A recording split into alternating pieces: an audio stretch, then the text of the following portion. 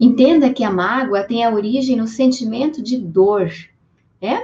Se você já teve se você já passou por algum momento em sua vida onde você sentiu muita mágoa, saiba que a origem disso é a partir de um sentimento de dor, uma experiência muito dolorosa que você teve, né?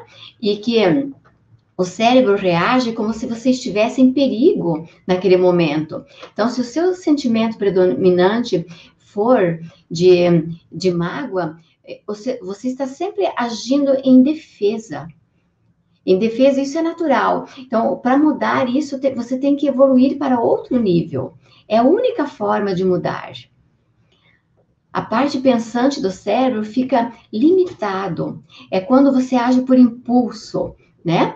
E é quando você age sem pensar, porque você quer se livrar daquela dor, daquela sensação de perigo que está passando nesse momento. O sentimento de mágoa pode ser em relação a você mesmo. Você pode ter mágoa em relação a si mesmo, porque você pode ter cometido alguma falha que você tem consciência que prejudicou alguém. Então, você carrega consigo aquele sentimento de mágoa. E também por não perdoar alguém, por ter feito algo contra alguém, ou em relação a outro, ou a algum acontecimento onde você poderia ter agido e não agiu, né? Então, isso tudo pode ter gerado algum dano, alguma injustiça, e você pode carregar consigo o sentimento de mágoa. Os sentimentos mais comuns causados pela mágoa são aflição, amargura, dores nos órgãos internos, né? Você pode, porque o seu corpo físico, ele também vai responder a essa dor psicológica, né? A essa dor emocional. E pode estar ligado à falta de perdão. Olha só a dica, né? Então, se você exercer o perdão nesse momento, pode ter certeza que essas dores vão desaparecer. Isso pode ter também um sentimento clínico, né? Você pode ter depressão, fadiga, né? Má digestão, mau funcionamento dos seus órgãos físicos, e por aí vai. Então, esses são os sentimentos mais comuns, que são reações, né? Que são consequências da falta de perdão de alguém que vive magoado. Se você detectou em algum momento esses sentimentos em você, vai se curar. Se cure através da revisão, da técnica de revisão que modifica esse sentimento. Ok? E a Bíblia nos diz em Mateus capítulo 6, versículo 14, a Bíblia nos diz: acalme a sua ira antes que o sol se ponha. Isso quer dizer que antes de você dormir, todos os dias, você tem que se curar. Você tem que se perdoar para que esse sentimento não persista até o dia seguinte. Então, acalme a sua ira, acalme a sua mágoa, a sua dor, antes que o sol se ponha. Pois se perdoarem as ofensas uns dos outros, o Pai Celestial também perdoará a você. E em Efésios capítulo 4, versículo 31, também está escrito: livrem-se de toda amargura e indignação, ira e calúnia, bem como toda maldade.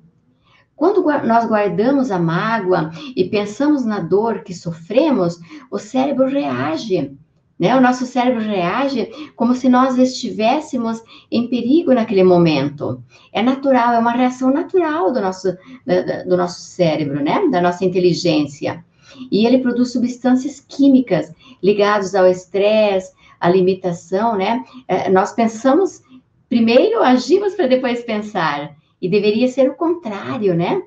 Pensar, ações pensadas. Então, quando você está magoado, com medo, você faz ações, você toma ações que depois você se arrepende, né? Não é assim que acontece?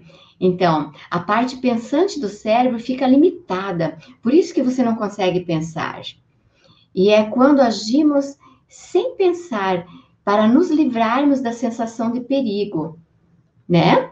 É isso que acontece, certo? Então, olha só, a visão de mundo, vou voltar à imagem aqui. Qual você acha que é essa visão de mundo, né? E o sentimento predominante de pessoas assim.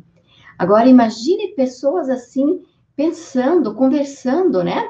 Se você tem exemplos assim na sua família, ou talvez você, em algum determinado momento, reaja assim, como você acha, como você se sente, né, em relação a si próprio? Qual a imagem que você tem, a imagem predominante de si e a imagem de mundo?